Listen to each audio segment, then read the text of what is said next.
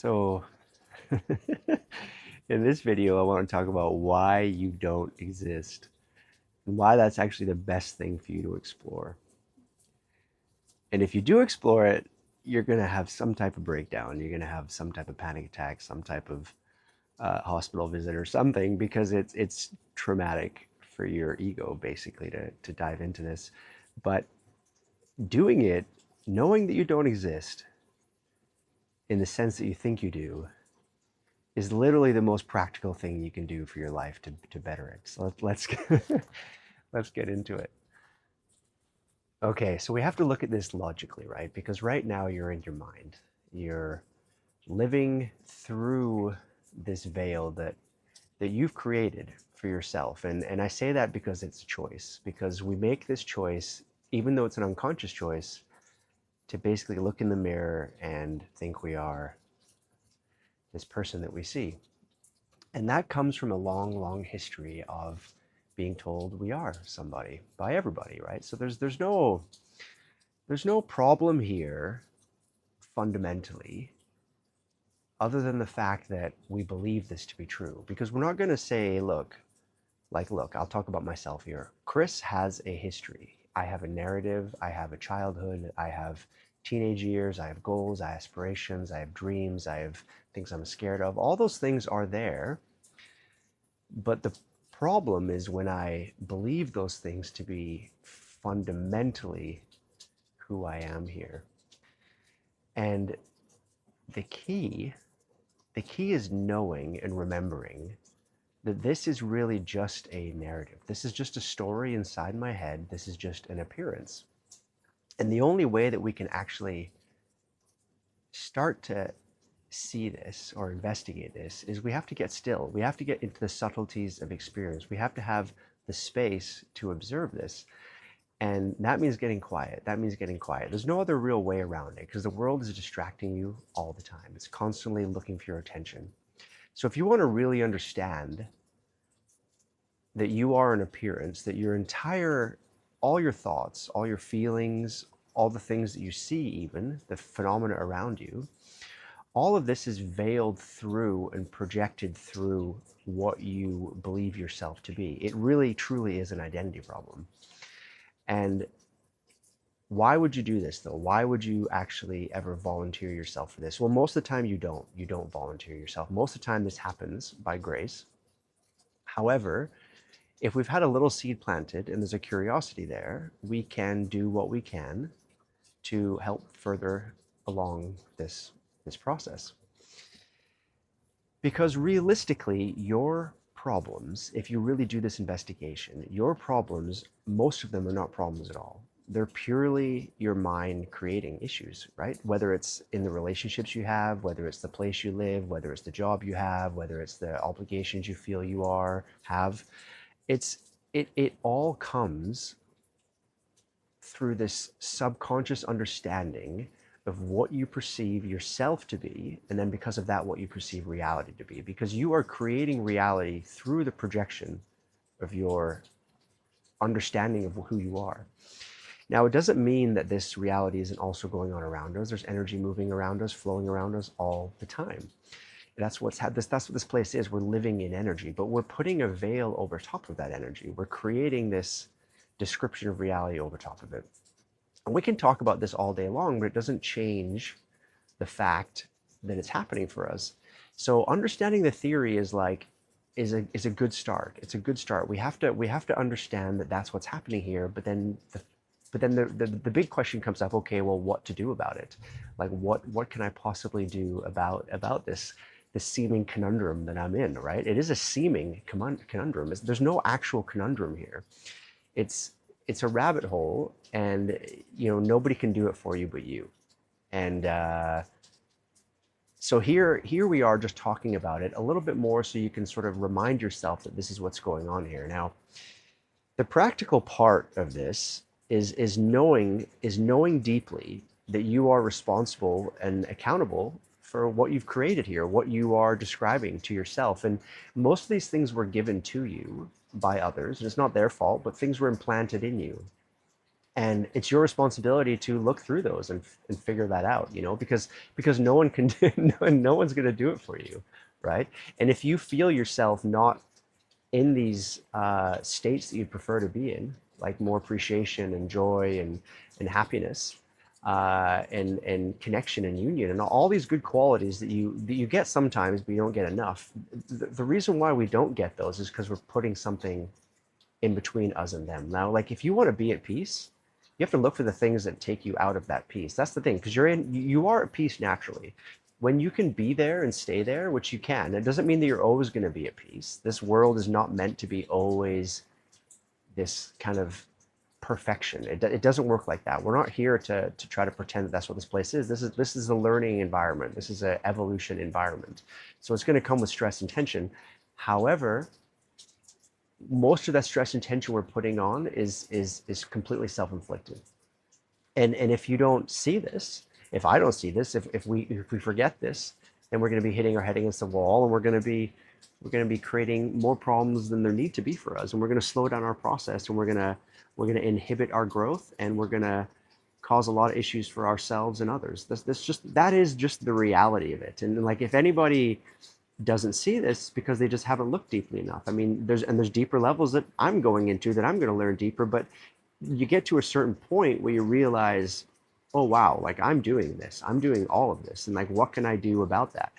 So, and then you go into, if you really, really, really touch this deeply, you're going to go into probably a panic attack. You're probably going to have some type of breakdown, and you're going to have a whole bunch of these breakdowns throughout the process. It's the magnetism of the ego. It's the magnetism of the person that you think you are inside you. Wow, this rain is coming down real nice right now. Uh, so yeah, it's a good one to get your teeth into, and you want to digest this, because you it's just fundamental. We get to a certain point where we realize it's completely fundamental. It's primary. There's nothing else going on here other than this. And we can chase all these things outside of us. We can blame all these things outside of us. We can run away from all these things outside of us, and we're always going to be there at the end of the day. We're going to take ourselves with us no matter where we are. If we don't go anywhere, we're there. If we go everywhere, we're there. Like it's just like we're in this thing. You're in a labyrinth within your own mind, right? Within your own emotions, within what you perceive, like everything you're looking at. It's like you're creating this. And it's very nuanced. It's not to say that like, okay, here I am, what's the word, solipsism, where you just think that, nothing else exists outside of you. Yeah, you can take this the other direction. You can take this in a way that is not going to be fruitful. You want to know that you're in union and you are connected to everything that's going on with you, except there's also this kind of like deep, deep, deep illusion that you're seeing things through. Unless you're in this very still, and that's the closest you can get to not being in the illusion, is just to remember that you're dreaming. Basically, you're going to be dreaming regardless. You're dreaming here. You can't stop dreaming. But to be awake means that you're aware that you're dreaming. That's basically what's going on here. That's basically as close as you can get, because you're living in this body, you're living in this mind, right? Unless you're completely astral traveling and you're outside of that, and you're this complete pure point of perception. But that's not the normal. That's not the normal human experience, and we get glimpses of that at times. If we are, if that's in our design, but that's not really very practical. It is in the sense that it might alter things for you, but you got to come back down to earth, and you got to play here. You're in this video game, right? You're in this video game. This is the real video game, and the cause and effect matters here. Cause and effect matters deeply to your experience and to the experience of others. So it's this kind of weird paradox that it doesn't exist, and at the same time it feels very, very real to you and to me and to everybody. So yeah, what's the message here? The message is knowing this, knowing that you're dreaming is the best you can do. But that's a big thing to do. That's a lifelong journey to understand and to remember, because everything's going to pull you in. Everything wants to captivate you, whether it's the painful stuff, whether it's the beautiful, happy stuff. I mean, if you're just feeling good and happy all the time, that doesn't mean you're awake either, right? Like you can have this ignorance. Like I went through decades of life where I was very ignorantly quite relatively happy. My default state was pretty happy. When I started to become aware that I'm dreaming, I actually became a lot more unhappy for a while because all of these things that I had to sort out and work through, yeah, it came to the surface and I had to process them. I had to be with them and I had to realize that, oh, okay, they're just another dream. And then that takes away the, yeah, it takes away the heaviness of them. It really lightens the load. But that's a journey. That's like a 15-year journey, right? For me, and it's still ongoing. But most of the heavy lifting can be done in a certain time period, and then life can cruise, and your ability to deal with life is so much better because you don't have this belief that what is happening is ultimately what you see and what you experience, because it's not. It's not. And no one can tell you this. I mean, I can tell you this, but you're not going to believe it unless you start to go there with yourself. And how do you go there? You be still. You get quiet.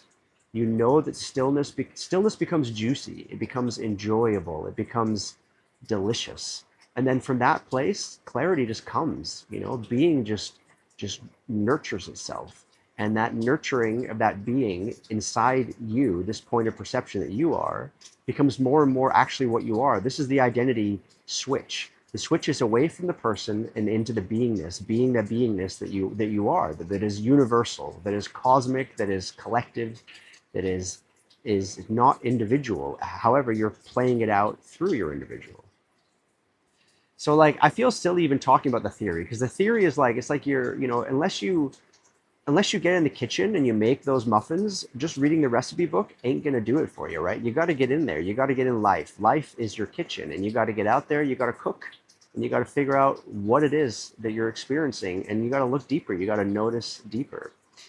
And, like I talk about this kind of playfully, but this can be a very hellish experience. This is a very brutal experience in a lot of ways, and you don't know what's coming. However, your ability to deal with it gets better and better because you understand more and more deeply all the time that life is a game. Life is a game. It's a serious game at the same time. It's a game, but it's playful. It's best played well, and in a way that is joyful. But I mean, man, when those worms start coming out of the woodwork, it ain't so joyful at times.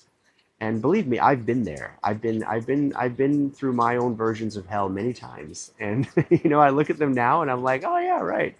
That happened. And I'm sure I'll have another version of it coming, but basically life, it gets easier when we understand that it is an appearance. No matter how intense it feels. If somebody punches me in the face right now, it's gonna feel pretty damn real to me. And I've been humbled by those kind of situations many times. So it's not that I don't think that this place can't set me straight if it needs to, and it will, because it does. It does, because it's not up to me to do that. Life will do that to me. It's not up to me to teach anybody else either, because life will teach them. I'm just saying this to share the magic, like to know that, and remind you that this is actually a really sweet process when we allow it to be there, when we dig into it. Wow, this rain! I don't know how loud you can hear this rain, but it's coming down. It's so gorgeous here. I'm gonna leave it there. It's a long video. Maybe me repeating the same stuff, but I just remind yourself. Remember, even when you're feeling good, remind yourself when you're feeling bad that you're dreaming. And this is the closest you're gonna be to being awake.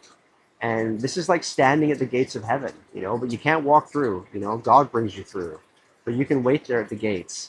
And you do this by remembering you're dreaming, by being in the stillness, because the stillness allows you to get that separation, that witness, that degree of that distance between you and whatever you're experiencing, between your body, between your mind, your thoughts, your experiences, your relationships, your life situations, all those things.